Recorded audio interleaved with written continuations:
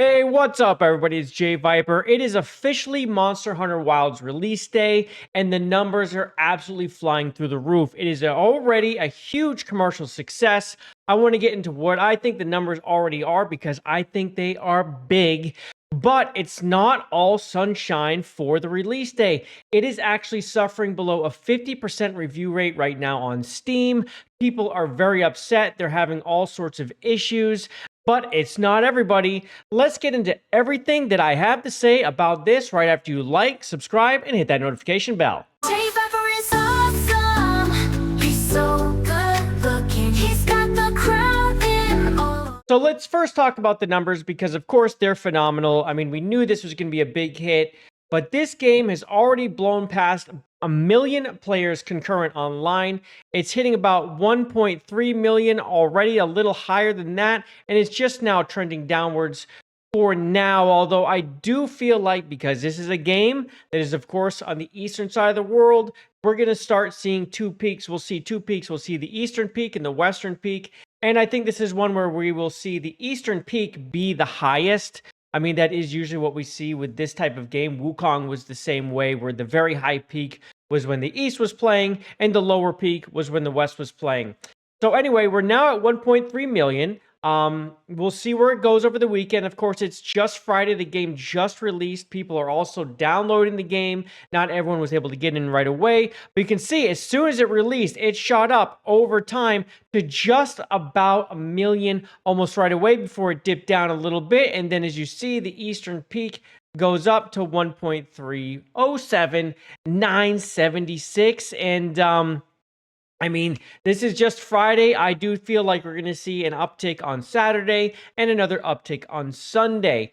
Now, I did start this video by saying that this isn't all roses, and we're going to get into the issues in a second. But I want to talk about what I think the sales are, because if you are a fan of this channel, if you've been by this channel, the way that I usually roll with this, and I'm right all the time with this. This is how to know, right? This is a good rough estimate. Okay, so first of all, this is an East-West game, right? Everyone's going to play it around the world. It's not just Western, it's not just Eastern. So usually what I would take is like a ×5 to a ×10 on the peak players. That is units moved. So this just released. I think it's going to be at least a ×5. They've already moved at least 6 million copies, folks. I think they're probably closer to 7 or 8. And of course, if you do a ×10, we're talking about 13. But I don't think it's up there yet. It's too early for this. This peak player doesn't mean that. But they're going to continue to sell copies throughout the week, throughout the weekend. And I think they are going to do phenomenal. The one thing that's going to hold them back are the issues. We're talking about this thing right now. Monster Hunter Wilds is reviewing at 41.6%. That is with 11,000 reviews. This is not what you want to see. You don't want to see your blue being smaller than your red. It's getting hammered really hard right now, and it has a lot to do with performance. The performance issues are a serious issue. Let's go take a look at what people have to say on Steam. All right, so here you go right here. 47% out of 11,540 user reviews. Let's go check them out. As you can see, right away, we're faced with positives and negatives all over the place. This person likes the bombs, I guess. So let's look at the positive ones we're seeing right here. Immersive game, you can cook a well-done steak on your GPU while you play the hot blast of air from your PC fans. Truly make you feel like you're in the desert. Okay.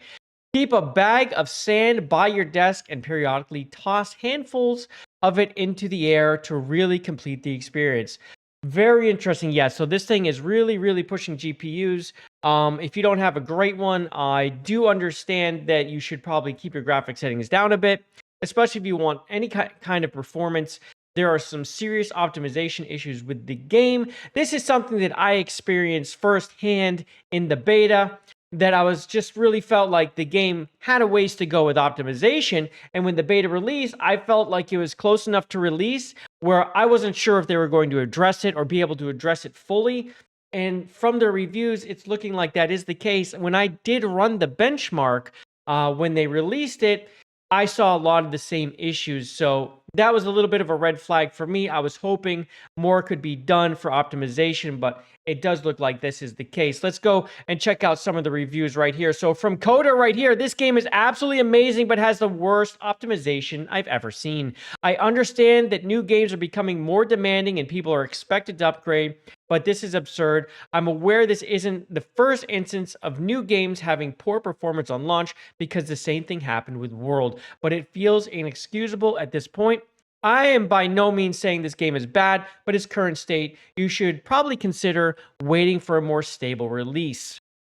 And this is, again, my fear because the game really did run very poorly in the beta. And yeah, I was hoping for more. So over here, this person can't even start the game. It's crashing.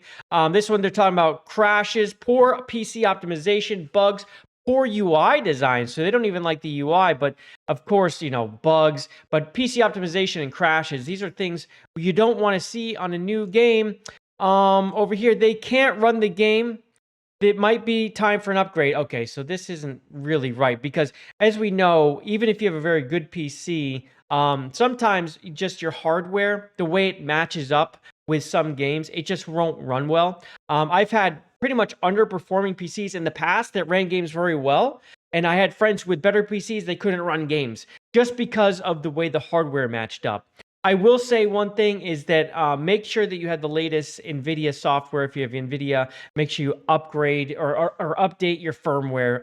That could help. I wonder if any of these people are experiencing issues because of that, but I'm sure that's not the end all be all. Okay. This game is everything wrong with PC optimization in 2025. Another PC optimization issue.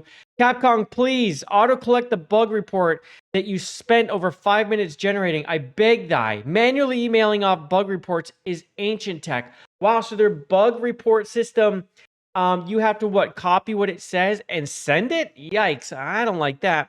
Looks like this game is getting confused when it's forcing full screen on widescreen monitors. The crash report kicks up upon. Oh, okay, so this is a straight up tech issue with a widescreen monitor. It looks like. This game looks gorgeous. Combat is far more responsive than the previous title. Story is much better as well. I've spent the first few hours trying to capture as many critters as possible. Only complaint is a monster health is not been scaled up in low ranks to account for the higher weapon damage. Focus modes and wound damage, so they die too quick, but it might be a design choice. This person's saying ignore the negative reviews.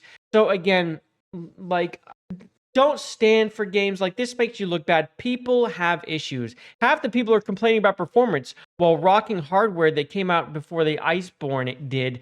If your game has the recommended specs or even the required specs and you can't run the game and it's crashing, I'm sorry, you should expect it to run. You should expect there to be a setting on the PC or on the game that lets you play the game. So I don't like this standing for things like people say upgrade, upgrade, upgrade. It's a $70 game, dude. It should run. And when you look at the game, there isn't anything phenomenal about the game as far as graphics. They're good. They aren't wow. If you can run Wukong, you should be able to run Monster Hunter Wilds. Wukong looks phenomenal, okay? Monster Hunter Wilds looks nice, but it's pretty simple settings, right? It's all about the gameplay.